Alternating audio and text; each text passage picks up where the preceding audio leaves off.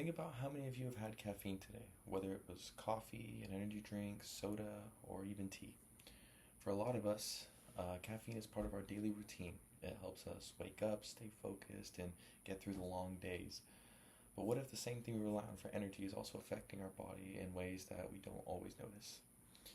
After looking into several scientific studies, I found that caffeine has both positive and negative effects in the body, especially when it comes to physical health, mental health, and sleep. So today I'm going to be explaining how caffeine can help us in the short term, but how it can also impact us pretty negatively in the long term. First, let's talk about the physical effects of caffeine. One of the main reasons people use caffeine is because it increases alertness and energy. It works by stimulating the central nervous system, which makes you feel more awake and focused. That's why so many students rely on it during exams or long study sessions. In moderation, it can actually be pretty helpful. However, as is the case with many things, caffeine also has some negative physical effects that were not always so obvious.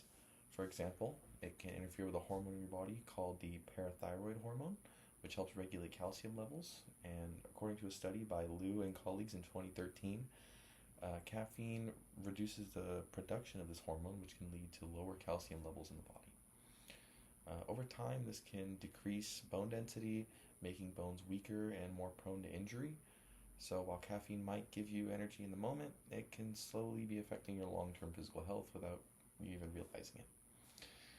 Now let's look into the negative mental effects. In small amounts, caffeine can actually improve your mood, focus, and concentration. It's one of the reasons it's so popular. People feel more productive and mentally sharp after consuming it. But when caffeine intake gets too high, the effects can start to reverse. Research from the APA PsycNet, which also looks at college students specifically, found that high caffeine consumption is linked to increased anxiety and restlessness. This is especially important for students because many of us already deal with stress from school, work, and life in general. Adding large amounts of caffeine to make those feelings worse may not always be beneficial.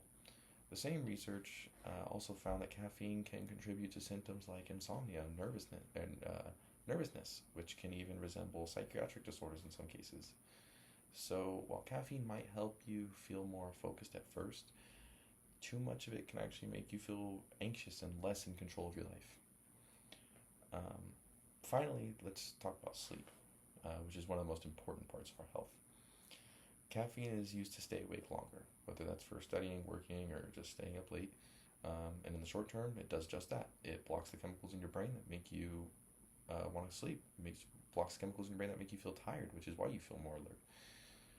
But the problem is that when caffeine doesn't just disappear right away, even if you drink it during the day, it can still affect your sleep hours later. Sorry. According to a study by Weeble and colleagues in 2021, regular caffeine intake on daily REM sleep reduced overall sleep quality. People weren't found to reach REM sleep state nearly as often.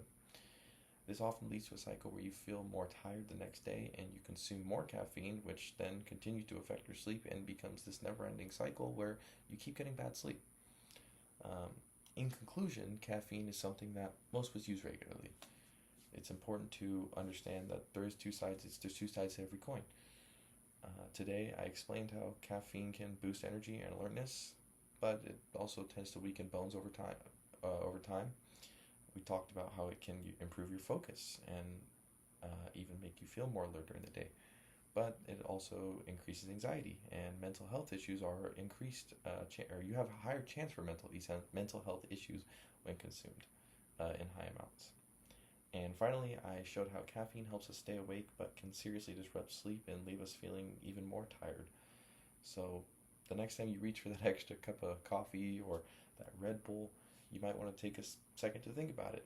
Is it worth having worse sleep, increased anxiety, and all the other slew of bad effects that come along with it?